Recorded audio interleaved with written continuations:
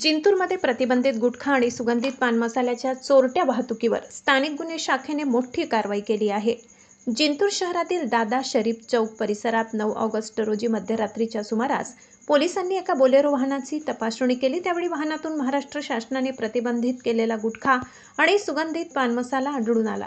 या कारवाईत 64,800 रुपये किमतीचे प्रीमियम KN1 जाफरानी जर्दाचे 675 पॉकेट तर 1,01,250 रुपये किमतीचे प्रीमियम राजनिवास सुगंधित पान मसाल्याचे 675 पॉकेट जप्त करण्यात आले।